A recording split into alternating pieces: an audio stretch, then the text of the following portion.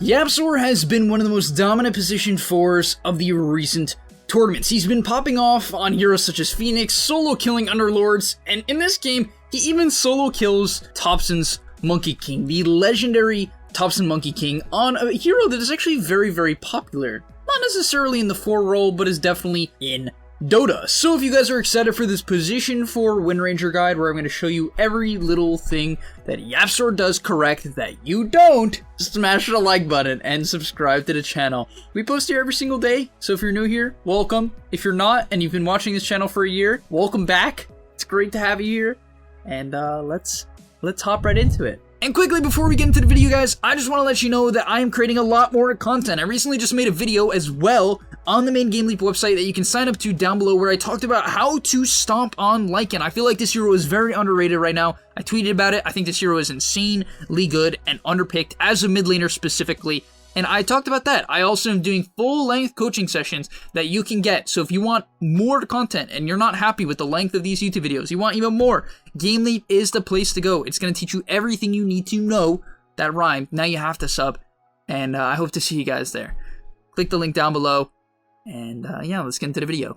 So the first thing we have to cover is 100% his starting item build. Very bizarre. This is something, if I saw it in a Guess the Rank episode, I would absolutely flame anyone who did it, but because it's YapzOr, I have to eat my own words and admit that there is some logic behind it, right? Okay, so why would you do this? Why would you buy an old talisman? In my opinion, it's primarily for the mana regen. I really do see it like that. Now, let me give you my reason for that. A Sage's Mask, which is 175 gold, gives you 0.6 mana regen. So it gives you the mana regen of an 175 gold item, which is quite a lot, and then it gives you 5 int, 2 strength, 2 agility, and 3 spell amp.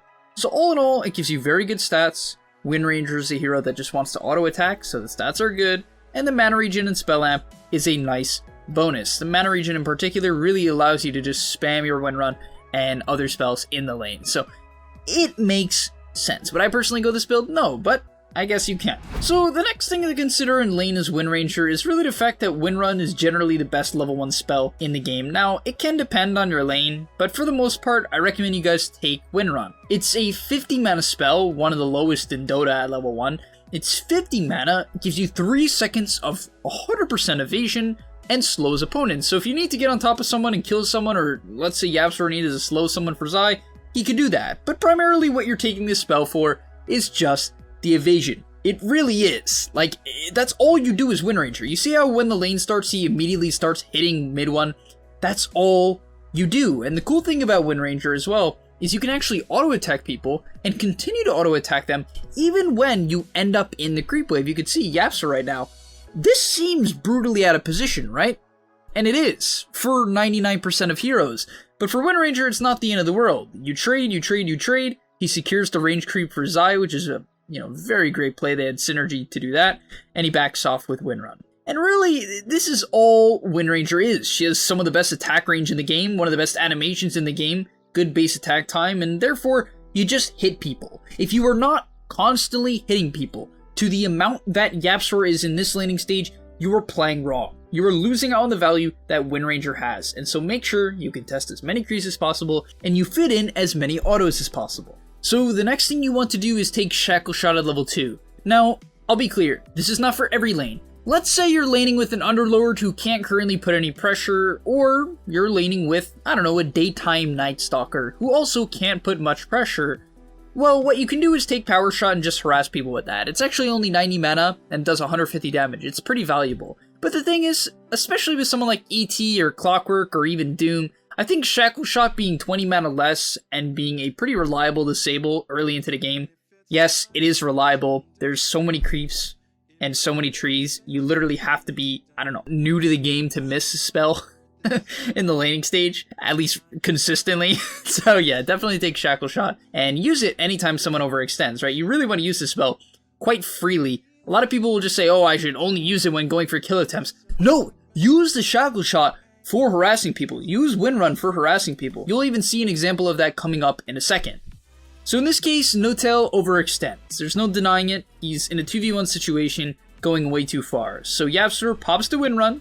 Anytime you're aggroing creeps or, 1v1ing someone, you want to do that. Then we see a big stomp from Zai. And of course, all YapzOr needs to do now is set up for the shackle shot, which is exactly what he does. He leads in with the right click to maximize value. Obviously, if you shackle right away, you actually lose a right click. Does that make sense, guys? Basically, if you don't right click first, your right click doesn't go on cooldown. How I like to look at right clicks is basically like a 0.3 second cooldown or 0.6 second cooldown, whatever it is in the laning stage, even a second cooldown, and you want to get that cooldown going. So he leads with a right click, hits a really nice shackle onto 2 heroes, and they nearly get the kill into no tail.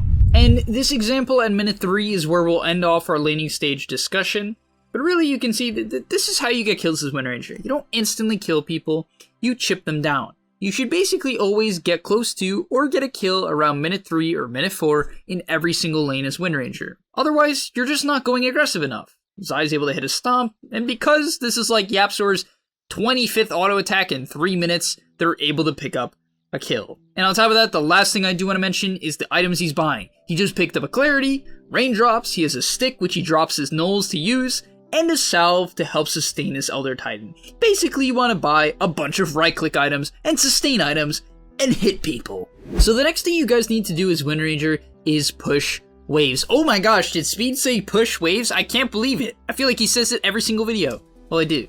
And for WINDRANGER, it's more important than most heroes. Why? Because Power Shot is so good at it.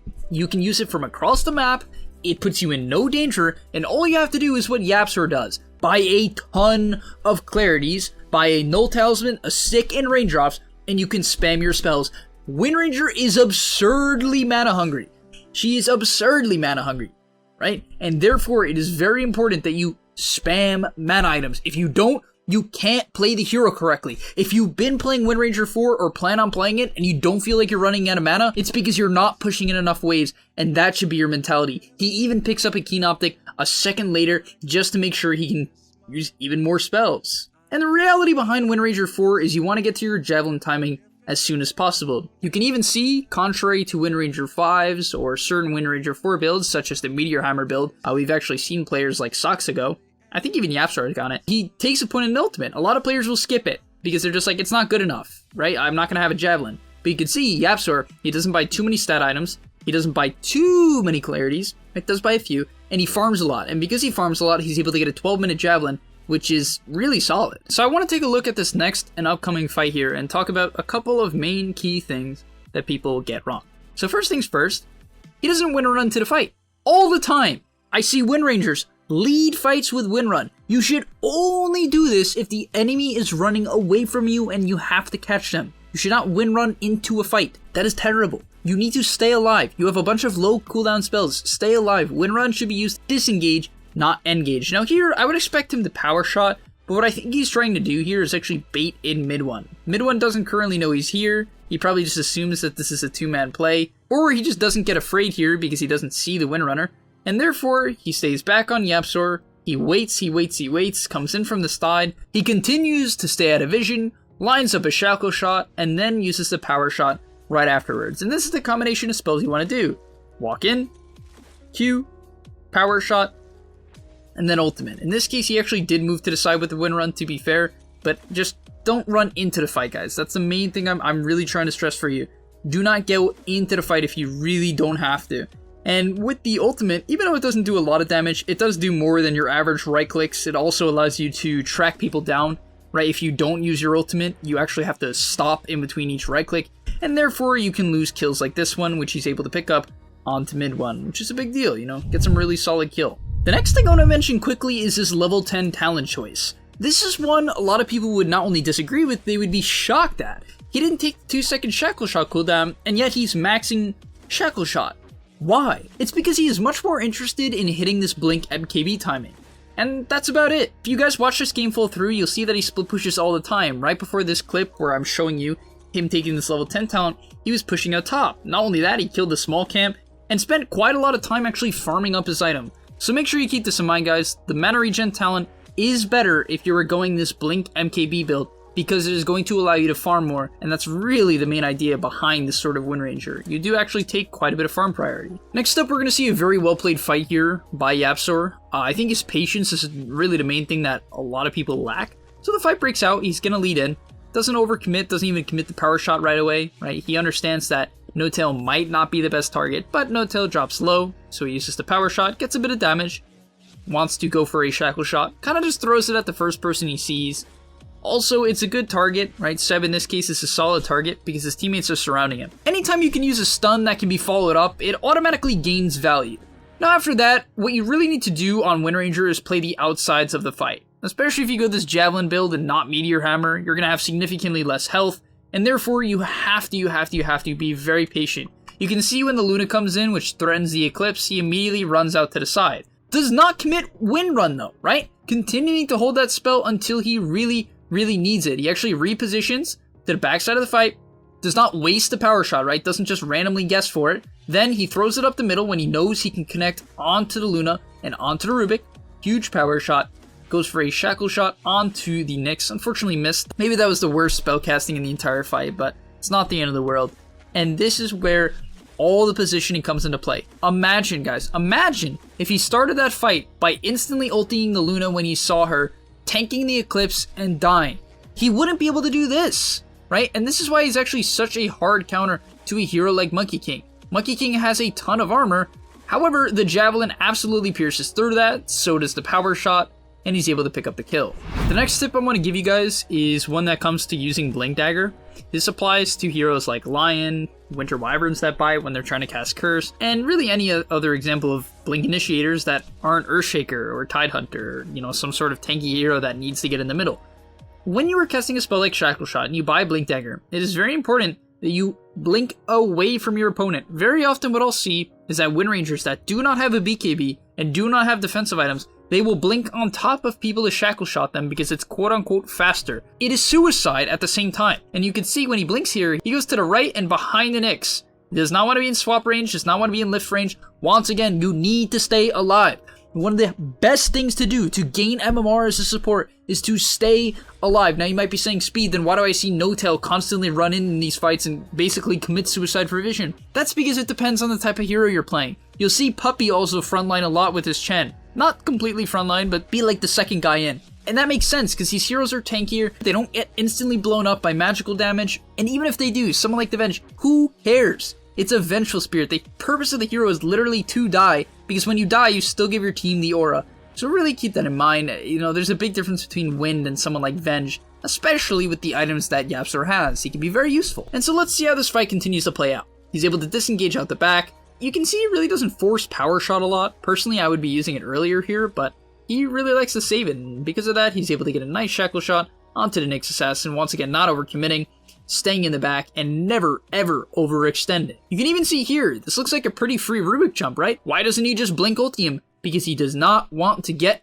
stunned. He doesn't want to get stunned, doesn't want to get caught in a Monkey King ulti, does not want to get lifted or eclipsed, right? He understands that the threats exist, and because of that, he doesn't ever get caught in the threats. In the last fight, he didn't get caught in the Monkey King ulti, and this one he didn't either, and therefore he's able to get a really nice shackle shot that can be followed up by Mitama Man, and continues to stay on the outside of the fight. Right? He only comes in at the last second here when he wants to try to kill off the Monkey King. And he actually almost died. Thankfully, Chen exists, and he's able to live. And finally, let's see his last and final kill on a Topson. Now, a lot of people might say, how did he know Topson was going to come back? Why didn't Topson TP out? Topson noob, Topson lol, whatever, blah blah blah. No, in this case, he messes up a shackle shot, Topson's able to hop away. The Blink Dagger did not cancel it. The power shot was not able to knock him down.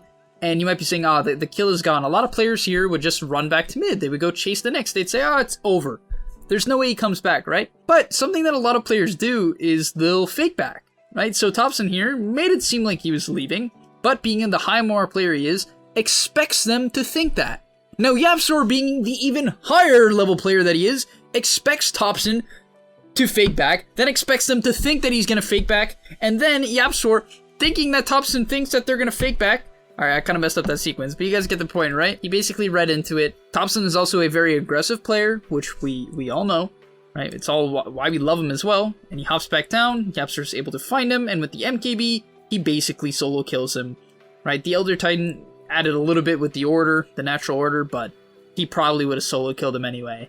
And that's Windranger for you. You can do that. And yeah, thank you guys so much for watching. I guess I'll say at level 15, he took 100 attack range. Another talent a lot of people would disagree with. And really, I think the reason why he does this is he understands when he ultis someone, he needs to stay at a range of the spells that threaten him, right? He finds another shackle. Whew, he's everywhere. But he needs to stay at a range, so power shot damage does not keep him alive. but attack range does, and that's his goal. Yeah, thank you guys so much for watching. If you enjoyed, smash the like button, subscribe, sign up to the GameLeap website if you haven't already. We're posting good content there every single day, and I hope to see you in the next one. Peace. Before you leave, just want to say a quick message. If you're trying to get better at Dota or you just enjoyed that video, I know this is pretty general, and you're going to hear this quite a bit from me, but I recommend you sign up to GameLeap.com. Why? Because I put a lot of effort into the content over there, and generally the effort I do there is different from the content you're going to see here on YouTube. It is different. In fact, I usually go a lot more in depth on topics or into niche topics that help you get to the next level even faster, because on YouTube, I often have to keep it more mainstream, and that's even why I'm putting it at the end of this YouTube video. That's why this is at the end, because a lot of people just watch 5 minutes, they skip through just for like the dopamine spike. But if you are interested in actually getting better at Dota, I recommend you go to the description down below, get your discount right now by clicking the link, sign up, use the discount code that you're gonna see there, and I hope to see you there right now, so click it, and yeah, thanks for watching.